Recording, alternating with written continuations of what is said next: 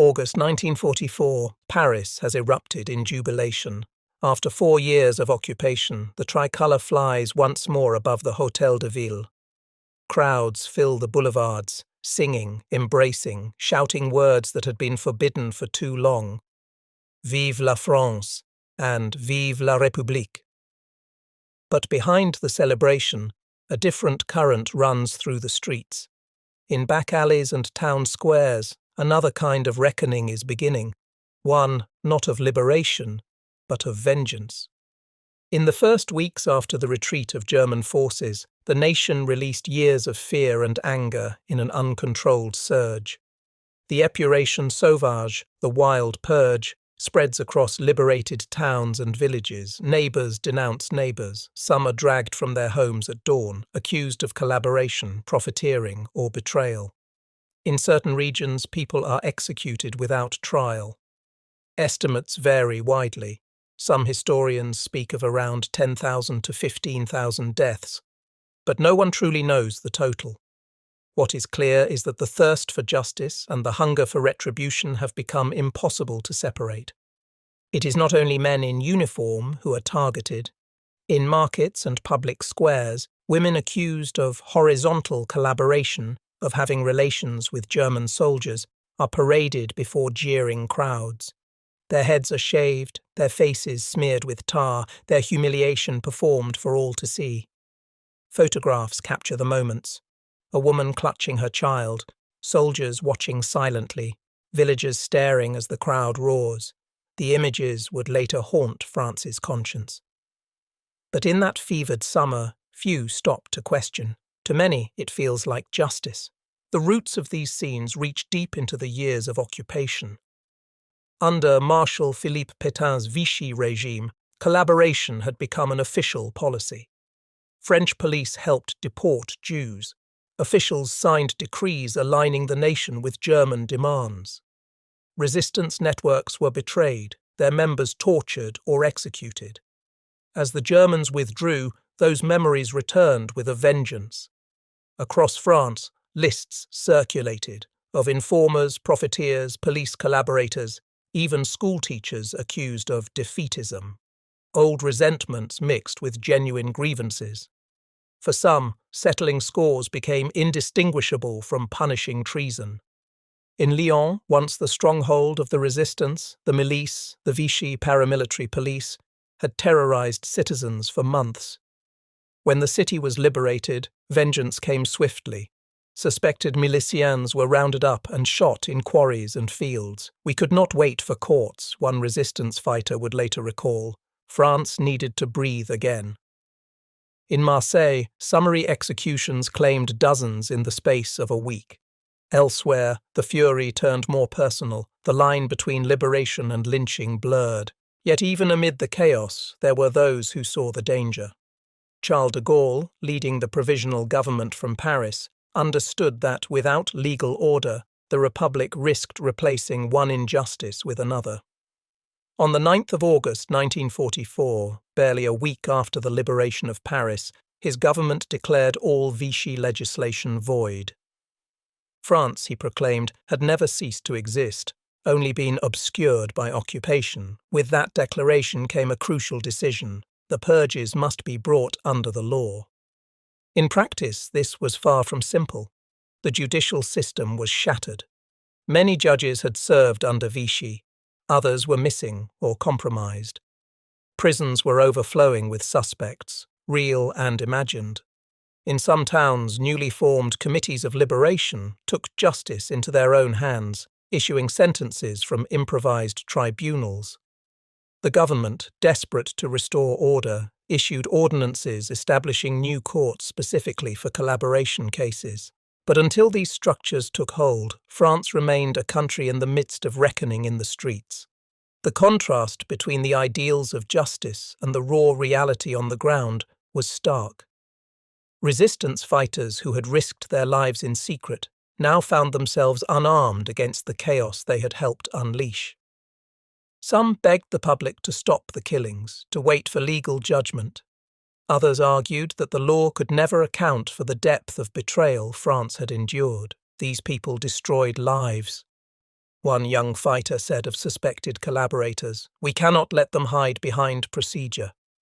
Throughout the autumn, reports from the provinces painted a picture of a nation torn between righteousness and revenge. In Brittany, entire villages watched as local collaborators were shot against the walls of town halls. In Normandy, mayors pleaded for calm, warning that innocent people were being swept up in the hysteria. The new authorities in Paris, though sympathetic to the anger, began to fear that uncontrolled vengeance might stain the very legitimacy of liberation. By the year's end, the provisional government sought to draw a line.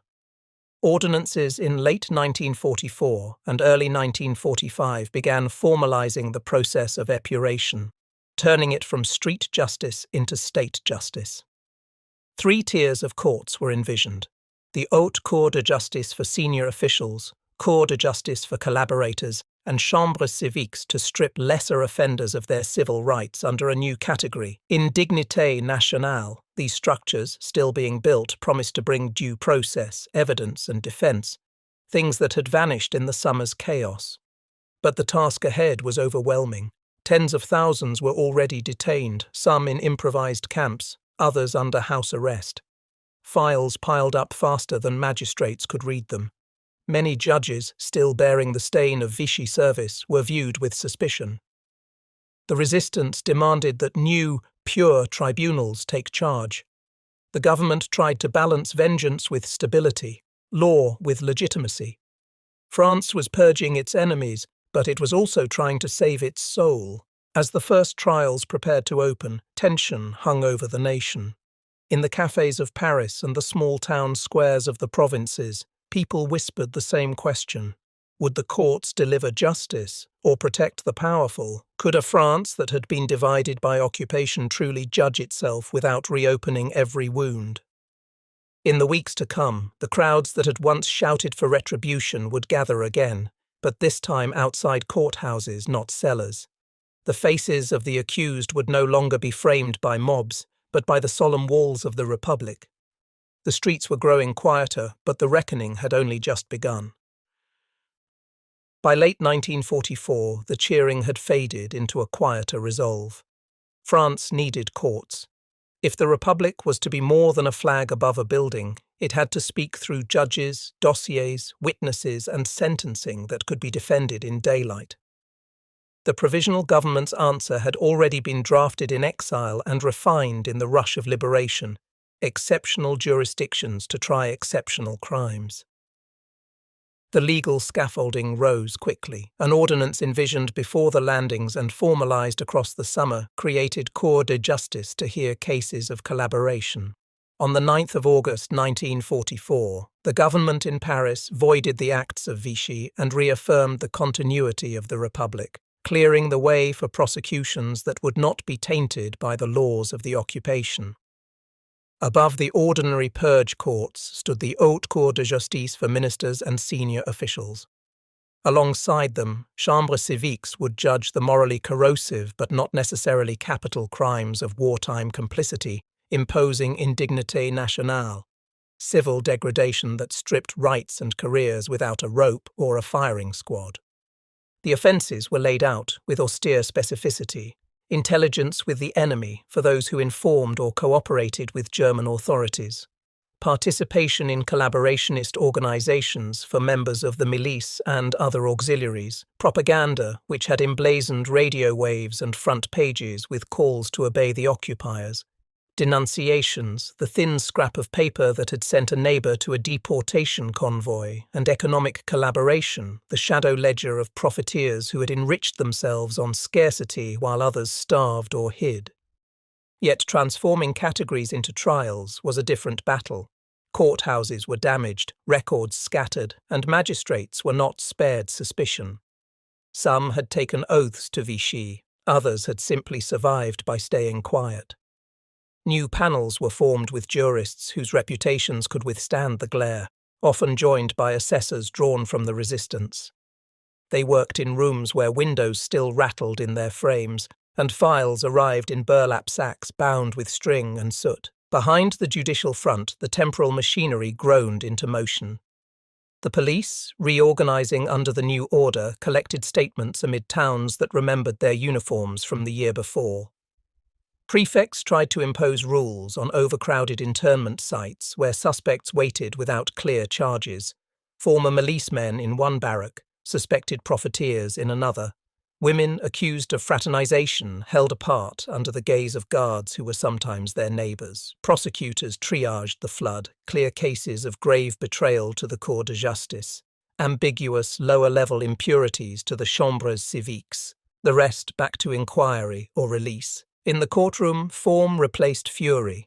The accused were identified not by shouts but by the registrar's voice. Evidence, letters, ledgers, police reports, and, too often contested testimonies, was read into the record. Defense counsel, sometimes despised in the street for the very act of defending, argued distinctions. A radio broadcaster claimed he had read scripts under duress. A factory director insisted he had signed contracts to keep workers fed. A village policeman said he had followed orders to keep order, not to serve the occupiers' aims. The panels, newly created but deeply aware of the moment's weight, learned to ask the same quiet question: choice or compulsion? The first months produced a grim arithmetic. Death sentences did appear, particularly for milice leaders and men whose hands were tied to torture rooms or deportation lists. But more common were prison terms, fines, bans from professions, and in the chambres civiques, the long shadow of degradation nationale. Civil death could end a career, a vote, a license, closing the door to public life and marking a person for years after the headlines moved on. In many towns, those sanctions were read as both a mercy and a warning. The Republic would not mimic the violence it replaced, but it would not forget. Regional differences were stark. In places where the resistance had been bled by informers, the benches listened to survivors with a severity that set the tone. In other regions, officials cautioned against collapsing delicate reconstruction networks by sweeping away too many administrators at once. Files thickened with context: who had seized a Jewish family's shop, who had sat on a municipal committee, who had been seen entering a kommandantur at night. The courts, overworked and short of paper, tried to give each case a number and a narrative. Infighting roiled the edges of the process. Resistance committees, distrustful of magistrates who had worn Vichy's insignia, demanded more purges. Ministers in Paris, mindful that the coal needed to move and trains needed dispatchers, pressed for efficiency and restraint. The press amplified both instincts, calling for examples to be made, then warning against justice of the hour that would stain the Republic's conscience. Prosecutors learned a rhythm. Proceed on the strongest charges, defer what could not be proven yet, and transfer the grey cases toward civil penalties that could be reversed by future appeals. And always, behind the docket, loomed the fact that thousands had already been punished without a judge's sentence. The courts could not resurrect the dead, nor erase the humiliations performed in village squares.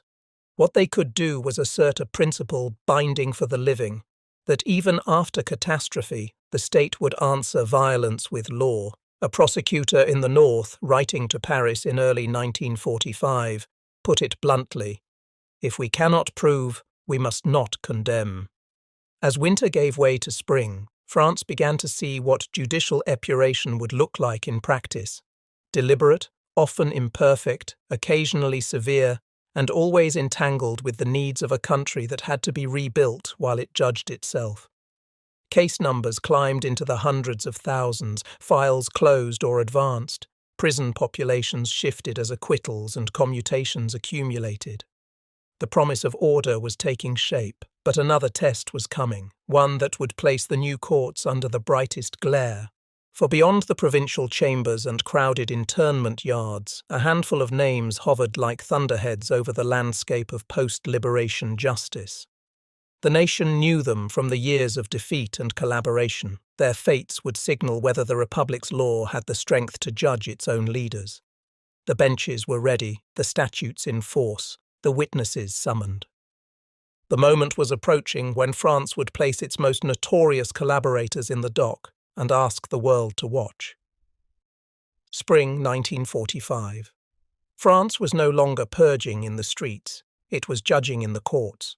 But even as thousands of minor cases moved through local chambers, the nation's eyes turned toward a few towering figures whose names had defined its humiliation. Their trials would not merely punish, they would proclaim to the world that France, long divided and shamed, could still deliver justice.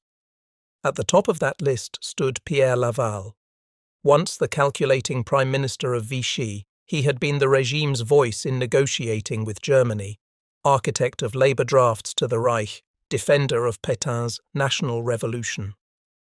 For many, Laval embodied collaboration itself. Captured after the war while fleeing toward Spain, he was returned to France to face the Haute Cour de Justice in Paris. The proceedings began in early October 1945.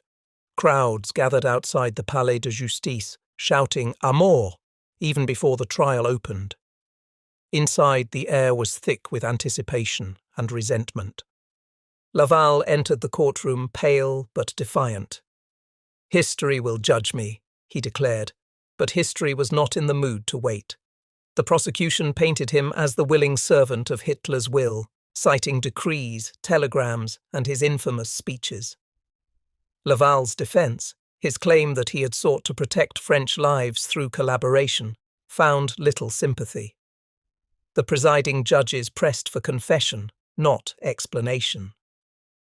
When the defense team withdrew in protest over what they saw as bias, Laval insisted on defending himself. Observers noted that his composure never faltered, but the outcome was never in doubt. On the 9th of October 1945, after a trial lasting just 5 days, Pierre Laval was sentenced to death. He was executed by firing squad 6 days later, still insisting he had served France.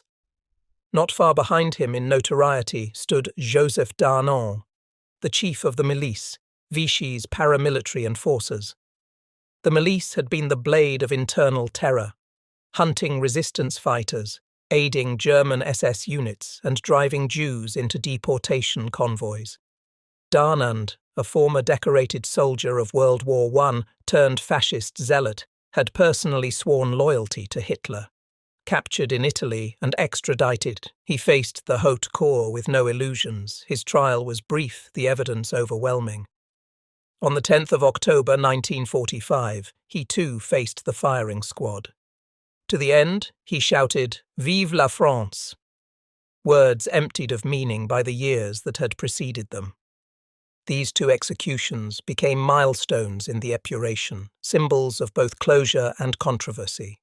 They reassured a public that the highest traitors had not escaped judgment. Yet they also revealed the contradictions of the moment. Critics, French and foreign, argued that Laval's trial had been rushed, its outcome predetermined. De Gaulle himself, though satisfied that justice was done, worried privately about the impression of vengeance under the guise of law. But for most French citizens, those October mornings marked the culmination of their country's moral restoration. "The Republic has spoken," wrote Le Monde. "The shadows of Vichy begin to lift." Beyond the capital, hundreds of others faced their own reckonings. Members of the milice, Gestapo collaborators, propagandists, journalists who had written for Je suis partout, policemen who had overseen roundups, each passed through the glare of the new tribunals. Some were acquitted, others condemned, and most sentenced to years in prison or civic degradation. The statistics told a sobering story. Of the hundreds of thousands investigated, only a fraction were executed. The state was asserting restraint, but the bitterness of occupation had not yet cooled. The trials also exposed an uncomfortable divide in post-war France. For many in the resistance, the process felt too lenient, an institution reclaiming moral authority by softening its blows. To others, it seemed too harsh, perpetuating division in a nation desperate for stability. Even the press reflected that ambivalence. Editorials oscillated between relief and weariness, warning that the Republic must learn to govern, not merely to punish. "We have struck the guilty," wrote one columnist, "but we cannot strike forever." Still, these trials carried immense symbolic weight. The courtroom became a stage where France could narrate its ordeal, occupation, betrayal, and rebirth.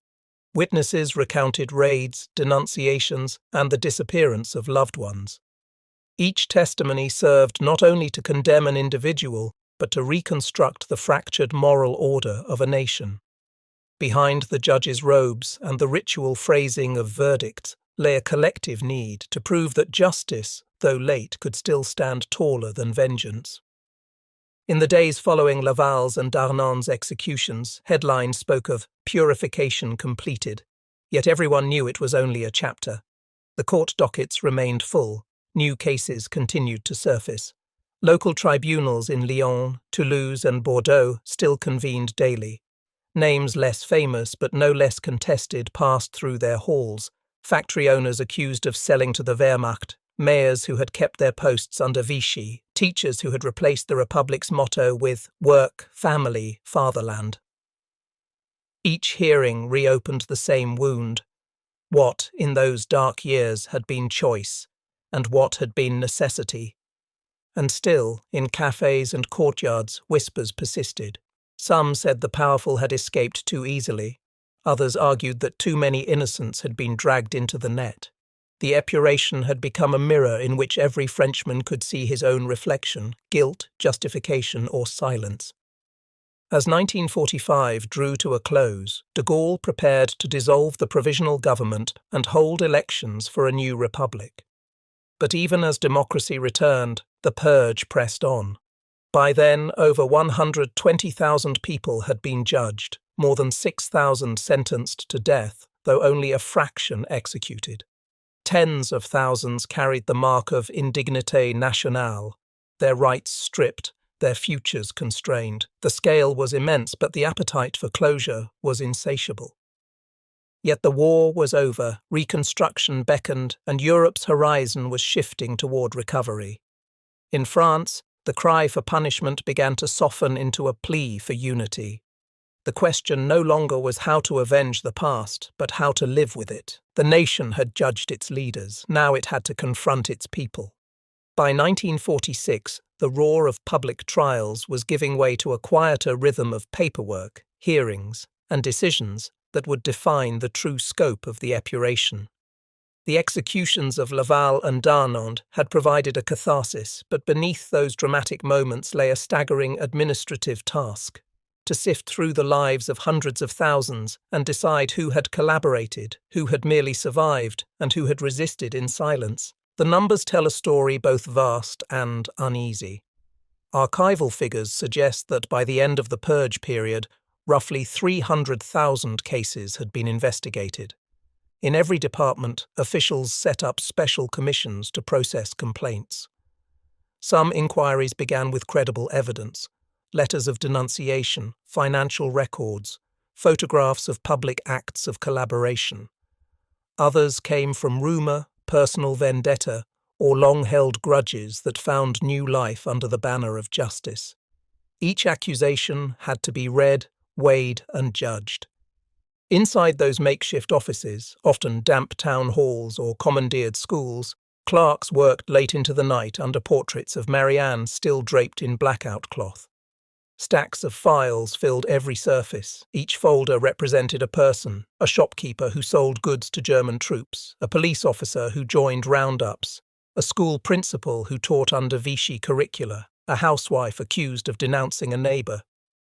France was purging itself one dossier at a time, yet the outcomes were far from uniform. Out of hundreds of thousands of investigations, fewer than 1 in 10 reached a courtroom. Many were quietly closed for lack of proof. Others were reclassified under administrative sanctions rather than criminal charges. The new category of dégradation nationale, civil degradation, became the most common form of punishment. It did not send the guilty to prison, but stripped them of the rights of citizenship. They could no longer vote, hold public office, or work in professions considered vital to the moral health of the nation: law, teaching, publishing, public administration.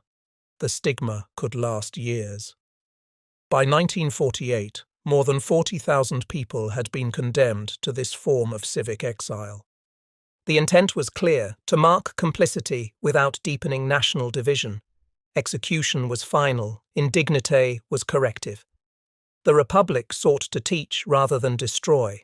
But the moral calculus was delicate. In a country rebuilding railways, factories, and institutions, the line between punishing and paralyzing was perilously thin.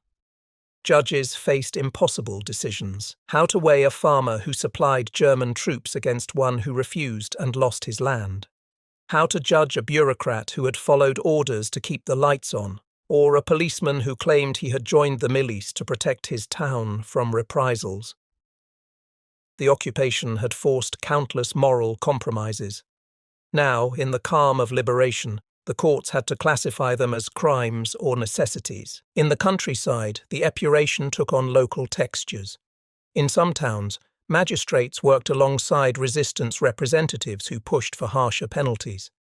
In others, officials urged moderation to avoid crippling administration. A prefect in the Dordogne warned Paris that half his civil servants faced investigation. If they were all dismissed, the Republic will have no one left to collect taxes or repair roads. The central government, keen to restore function, often turned a blind eye when local committees chose leniency. The disparity between regions was striking. In the industrial north, where resistance networks had been dense and collaboration visible, the courts leaned towards severity. In the south and west, where Vichy loyalty had run deep but the war's end brought exhaustion rather than triumph, magistrates were more forgiving. Justice varied not only by guilt but by geography. For many ordinary citizens, the process was both distant and intimate. Newspapers published summaries of verdicts, names, sentences, and the ominous phrase dégradation nationale beside once familiar figures. Some communities found a strange relief in seeing a former official formally condemned. Others whispered uneasily that it might one day be their turn. In the years after the occupation, no French family was untouched by accusation, silence, or suspicion. Still, the numbers told a paradox. Out of roughly 300,000 cases examined, fewer than 1,000 people were ultimately executed after a formal trial. The rest lived on under the shadow of moral judgment rather than the certainty of the firing squad. For historians, that imbalance became the key to understanding the Épuration, a process that began in fury but settled into caution, perhaps even fatigue. The government's approach reflected changing priorities. Reconstruction demanded engineers, administrators, and police officers, many of whom had served under Vichy. De Gaulle's government could not afford an endless purge. As Cold War tensions emerged and France sought stability within a divided Europe, justice itself began to bend toward pragmatism. Former collaborators who had kept infrastructure running were quietly reinstated. Some prison sentences were shortened, others were quietly released after pledging loyalty to the Republic. And yet not everyone was ready to move on. Resistance veterans felt betrayed, convinced that the ideals they had fought for were being diluted. "We died for a pure France," wrote one underground commander in 1947, "and we wake to see the old faces at the desks again." For them, the slow fading of the Épuration felt like the betrayal of victory itself. But time and necessity pressed forward. The files continued to be processed, sentences served, and appeals granted. In provincial archives, entire rooms filled with the paperwork of judgment, witness statements, faded stamps, the signatures of prosecutors long forgotten. The Republic, weary from war, had replaced the gunfire of vengeance with the rustle of paper and the language of bureaucracy. By the decade's end, the courts would begin to wind down, and the word amnesty would enter public debate. The flame of retribution was dimming, but its embers still glowed beneath the surface. The next stage would test whether France could forgive those it had already condemned, or whether forgetting would become its final act of justice.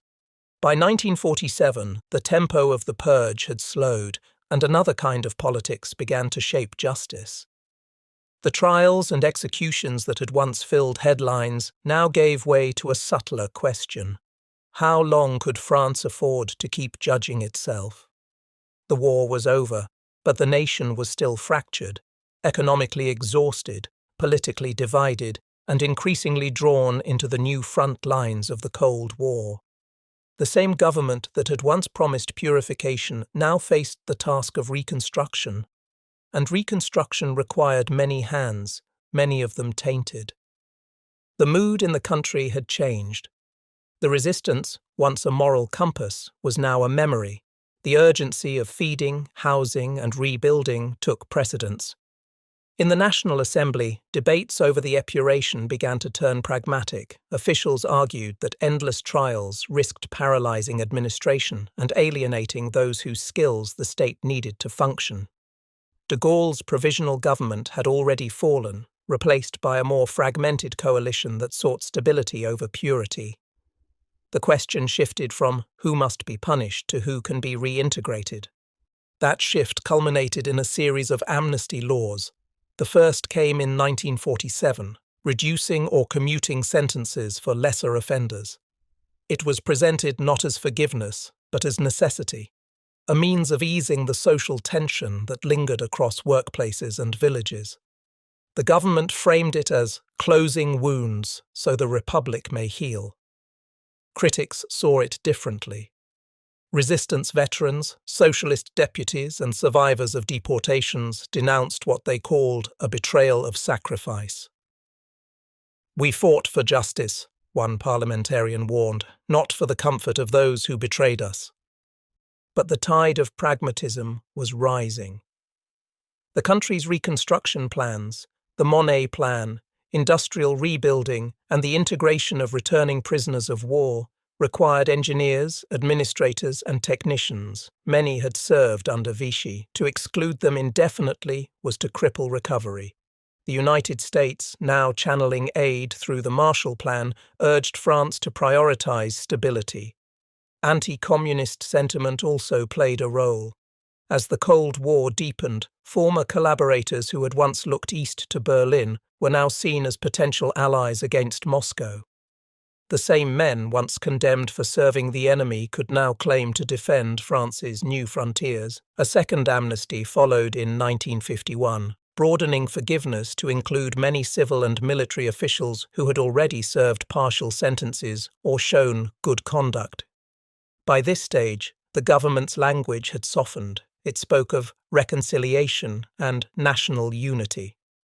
The press, weary of the topic, reported the changes in short paragraphs on inside pages. The public had moved on. The Purge, once a moral crusade, was becoming a bureaucratic memory. The final and most sweeping amnesty came in 1953. It effectively closed the book on the Épuration légale. Most remaining prisoners were freed. Dégradation nationale sentences were lifted. Professional bans quietly erased. The Republic that had once sought to cleanse itself was now, at last, reabsorbing the very citizens it had branded impure. By the mid-1950s, former Vichy administrators sat in offices again, some even holding elected posts. The past had not vanished, but it had been folded into the ordinary routines of public life. Yet beneath this return to normalcy lay a silent unease. For those who had lived through the occupation in fear, the rapid amnesties felt like erasure. In Lyon, former resistance fighters refused to shake hands with reinstated officials. In Paris, Jewish survivors who returned to find collaborators free again spoke bitterly of justice that expires faster than memory. The state, however, had little appetite for reopening wounds. The narrative of the new France required unity, not guilt. De Gaulle himself, though no longer in power, watched from afar with ambivalence. He had once insisted that the purge must be firm but finite, a moral necessity to cleanse the Republic's institutions. But as the pendulum swung toward leniency, he worried that France risked denying its own complicity. In a letter to a former aide, he wrote simply, "France has judged itself. Now she must remember what she judged." The politics of amnesty reshaped public memory. As the 1950s advanced, the idea of universal resistance, the comforting myth that all of France had fought, took root. The sharp lines between resistor and collaborator blurred into a national story of collective endurance. Schoolbooks spoke of liberation as a shared triumph. The moral ambiguities of the Purge were quietly omitted. The heroes were celebrated, the guilty forgotten, and the trials faded into archives. For many, that forgetting was a kind of peace. Still, the contradictions persisted. The same republic that had executed Laval now restored pensions to minor Vichy officials. The same nation that had once condemned 40,000 citizens to dégradation nationale now granted them voting cards again. The machinery of justice had given way to the machinery of forgetting. Some historians would later call it France's moral reconstruction, a rebuilding not just of cities and factories, but of collective conscience. By the early 1950s, the courthouses that had echoed with accusations were emptying. Judges were reassigned, records boxed and stored. The chapter of the Épuration was closing. But in its wake remained the quiet dissonance of a country that had sought both justice and reconciliation, and discovered how easily one could consume the other. The scars would not disappear. They would fade into the fabric of the Republic, buried but not erased. And decades later, when France began to look back again, those buried cases and quiet pardons would resurface, not as crimes of the moment, but as questions that had never truly been answered. August 1944 had unleashed more than political fury. It had exposed social fault lines that France would struggle to face for generations. Among the most haunting images of the Épuration sauvage were not those of firing squads or courtrooms, but of women paraded through town squares, their heads newly shorn, their faces smeared with tar. They were the tondues, the shaved women, accused of having loved or merely associated with the enemy. Their punishment became one of the most enduring and troubling symbols of France's post-liberation reckoning. Across liberated towns from Normandy to the Pyrenees, the ritual played out in strikingly similar fashion. A woman accused of horizontal collaboration was dragged into public view, often by local men or resistance fighters. Her hair was cut away in clumps as crowds jeered. Some women were forced to march barefoot, carrying placards reading, "I slept with a Boche." Others were beaten or paraded with swastikas painted on their skin. In many cases, no formal accusation or trial had taken place. Guilt was assumed, proof irrelevant. The act was presented as purification, a cleansing of national shame made visible on a woman's body. Historians estimate that between 20,000 and 25,000 women were humiliated this way in the months following liberation. Only a small fraction ever appeared before legal tribunals. For most, their sentence was the crowd's approval, immediate, performative, and irreversible. Photographs published in the press at the time and later circulated worldwide froze the moments in stark detail. Women surrounded by soldiers and civilians, children craning to see, priests turning away. The scenes were framed as the restoration of moral order, yet in retrospect they revealed something darker, a collective need to externalize guilt. In reality, many of these women had little real contact with the occupier beyond small transactions or moments of survival. Some had been forced to work in German canteens to feed their families. Others had been seen simply speaking with soldiers. The accusation of intimacy was enough. It transformed complex human behavior under occupation into a simple moral crime, one that could be punished publicly without troubling the conscience of those watching. The humiliation served a symbolic purpose. During the occupation, France's sense of masculinity had been shattered. Men who might have fought were captured, disarmed, or forced into silence. Now, at liberation, they reasserted control not against German soldiers, most of whom had fled, but against women who had remained. The shaven head became an inverted uniform, marking not collaboration with the enemy, but subjugation to the crowd. In punishing women, society reassured itself that it had been pure all along. Some resistance members and clergy tried to stop the parades, appalled by the brutality. Reports from prefects and local commanders record pleas for restraint. The Republic, wrote one official in September 1944, cannot begin again with vengeance in the streets. Yet such interventions were rare. The rituals unfolded faster than the government could react. The provisional government's attempts to impose legal order came too late for many of the tondues. In the months that followed, a few of these cases entered the courts. Judges struggled to reconcile popular fury with the principles of law. Some women were charged under vague offences such as relations with the enemy or acts against national honour. Sentences were inconsistent: a few months' imprisonment, occasional acquittals, often nothing at all. But the damage had already been done. Shaving a woman's head had not only punished her, it had branded her for years to come. For post-war France, the tondues became an awkward subject. To speak of them was to admit that liberation had not been entirely heroic.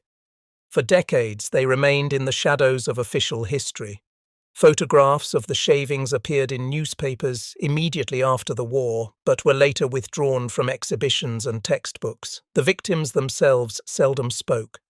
Many moved towns, changed names, or covered their scars beneath scarves and silence.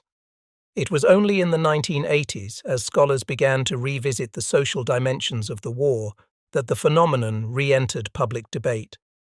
Historians like Fabrice Virgili and journalists such as Patrick Rotman traced the events through local archives and survivor accounts, revealing how widespread the practice had been, and how it often targeted the powerless rather than the guilty. For every known collaborator, there were others punished simply for being young, poor, or visible. By the time France confronted this history, the ritual of the shaved women had come to stand for more than humiliation. It was a metaphor for how nations simplify trauma, turning complex moral landscapes into spectacles of shame. The same country that had once watched these punishments in the open air now struggled to look at the photographs. "We punished women because they were the only ones we could reach," one former resistance fighter admitted decades later. The Épuration had aimed to restore moral order, but in these acts it exposed something fragile. The desire to appear pure was stronger than the will to understand. The law would later absorb the fury of those days, creating courts and procedures to replace the mob. But the images of 1944 would linger as evidence of what happens when justice becomes theatre. As France moved into the 1950s, those memories receded behind the louder narratives of reconstruction and unity. Yet the photographs remained, stark, unflinching, and impossible to forget. They told a story the courts could not record, that liberation was not only triumph, but rupture, and that in seeking to cleanse itself, France had also wounded itself anew. By the time the final Purge courts closed, the streets were quiet, the parades gone, but the nation still carried the marks, not on its head, but in its conscience. And when the debate over memory returned years later, it would begin inevitably with those images, faces turned toward the camera, hair fallen to the ground, and a question hanging in the air. What had France really purged, and what had it merely buried? By the 1950s, the fires of vengeance had cooled, but the smoke of memory lingered. The purge, once so present in courtrooms and headlines, faded into the routines of daily life. Yet its traces remained, in families divided, careers quietly ended, and towns where neighbours no longer spoke. As the Cour de Justice closed their doors in 1949, and the last amnesties took effect a few years later, France entered a new era of silence. The nation had judged itself, but it had not yet learned how to remember. In official narratives, the liberation came to stand not for reckoning, but for rebirth. The Fourth Republic framed itself as the natural heir of the resistance, born pure from the struggle against occupation. Textbooks spoke of unity and heroism, not denunciations or shaved heads. School children learned that France had been one nation under oppression, resisting as one people.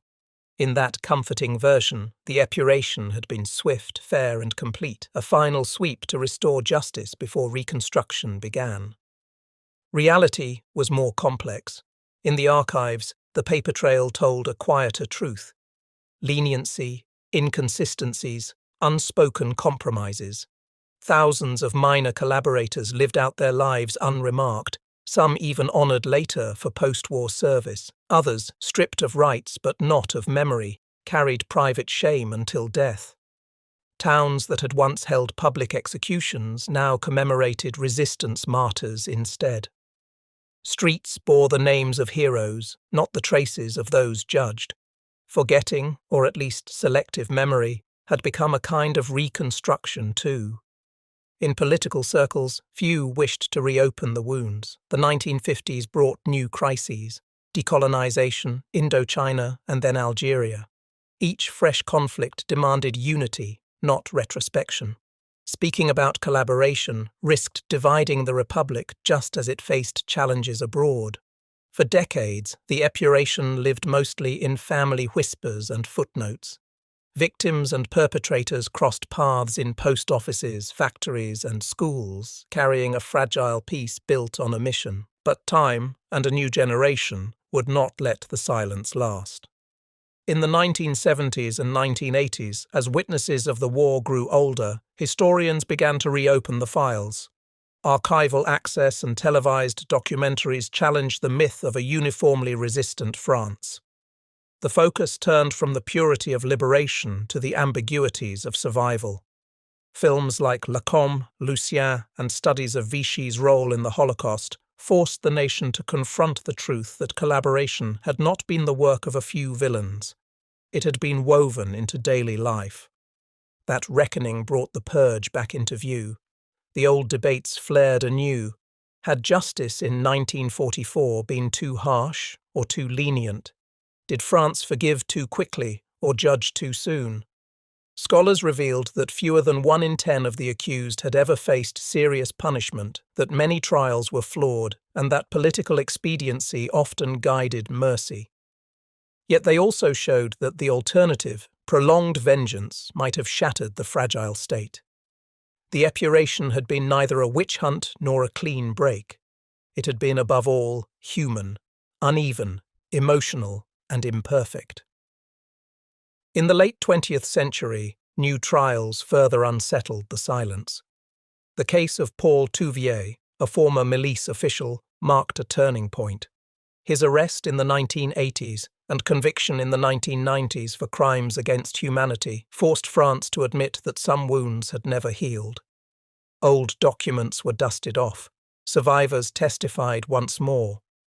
Television audiences, many born after the war, saw that the legacy of collaboration and its punishment was not ancient history, but a living question. Justice delayed was no longer dismissed as unnecessary.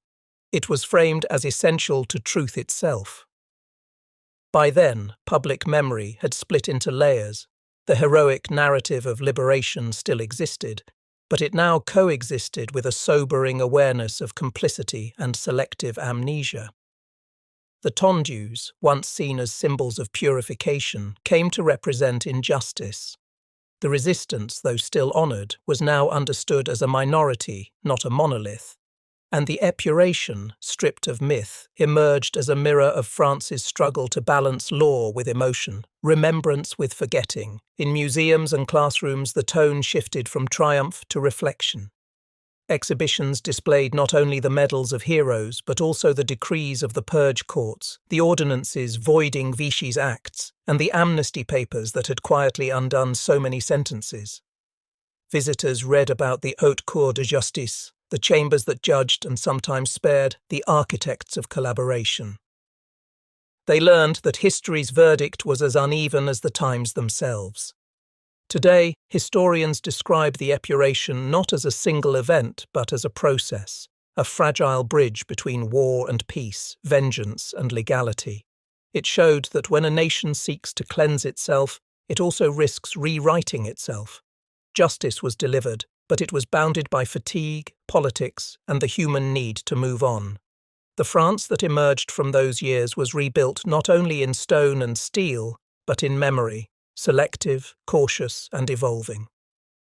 The legacy endures in quiet places, in the photographs of the tondues, in the yellowed verdicts of provincial tribunals, in the empty spaces of archives where some files have simply vanished. Each fragment tells the same uneasy truth, that liberation was never only about freedom, but about what a country chooses to remember once it is free.